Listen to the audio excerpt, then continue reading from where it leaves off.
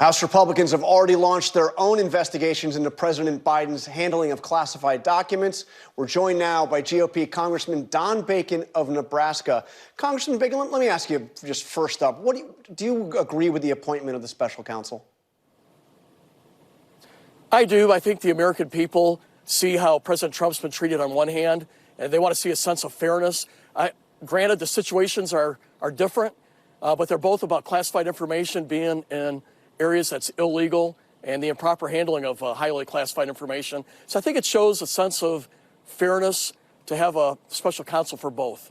And you acknowledge these cases are different. I mean, they do both involve handling of classified documents, but in President Trump's case, he essentially defied a subpoena. In this case, it appears at least that President Biden has, voluntarily turned everything over.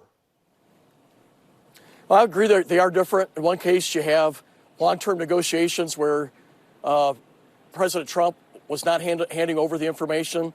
And then you have, on the other hand, classified information that's been stored for 6 years in one area where Chinese nationals have access, another where it's in a garage. Who knows who had access to that? And the third batch was in the president's home in Delaware. I would just say they're both wrong. Granted, they're different.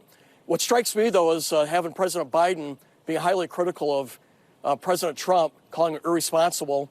And it just reminds me of that old adage, if you live in a glass house, do not throw stones. And I think President Biden was caught throwing stones.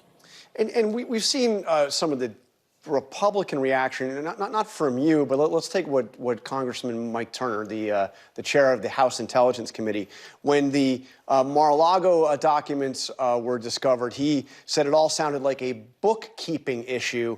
And now he's demanding an immediate review and damage assessment in the case of the Biden documents. Is there some hypocrisy going on here? Well, I think you see hypocrisy on both sides of this, pointing fingers. And we just got to acknowledge classified information, and I dealt with it for 30 years. I'm a retired general. I worked in the intelligence career field. I flew reconnaissance aircraft. It's meant to be kept in vaults. We call them SCIFs. And having top secret, special compartmented information in your garage or your resort or in an area where Chinese nationals have access, it's all wrong. And we shouldn't just be pointing fingers at the other side. So I think there's blame to go around on both sides of this.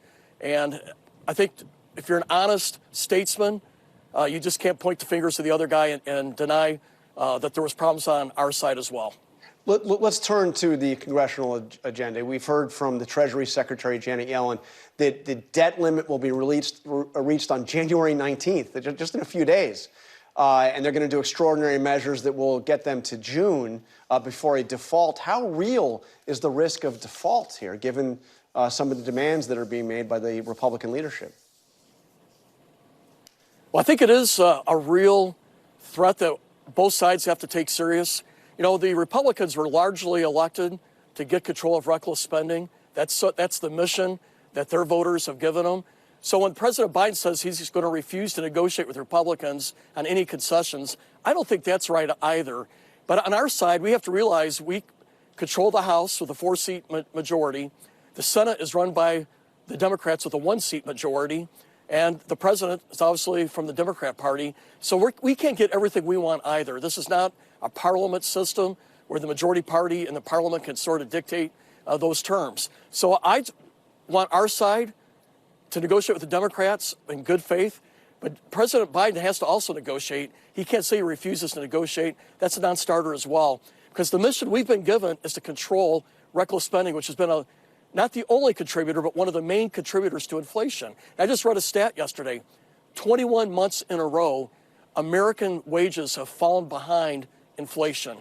The standard of living for America has gotten worse over the last 2 years, and part of it's just reckless spending, and that's our mission. So I want us to meet down and have good faith negotiations, and to our voters on the Republican side, they want to see some progress in getting control of spending. Has the Biden administration reached out to you on the debt ceiling? They have not. Okay. And both sides going to have to be willing to work together. We have a large groups on both sides of the aisle that's my way or the highway. That does not work in our country. And I encourage President Biden to reach out to the leadership on the Republican side. In the last 2 years, he's invited the Republican leadership to the White House twice. It's not a very good record, but we got to do our part too.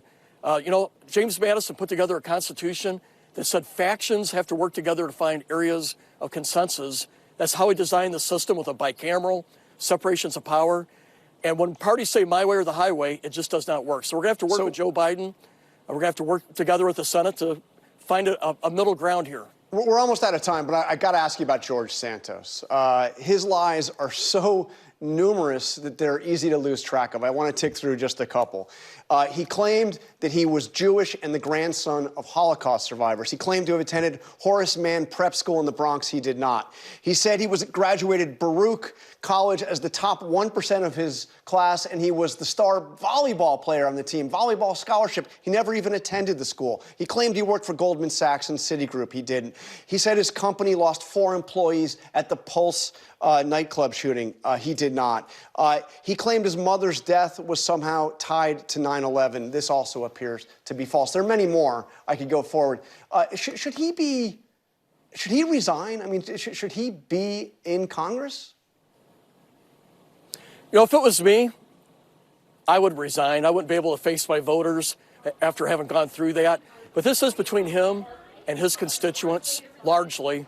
They elected him in, and he's going to have to deal with them on that. I don't think his re-election chances will be that promising, depending on how he handles this. But that may be the understatement of the day. All right, Congressman Bacon, thank you very much. Appreciate your time. Hi, everyone. George Stephanopoulos here. Thanks for checking out the ABC News YouTube channel. If you'd like to get more videos, show highlights, and watch live event coverage, click on the right over here to subscribe to our channel. And don't forget to download the ABC News app for breaking news alerts. Thanks for watching.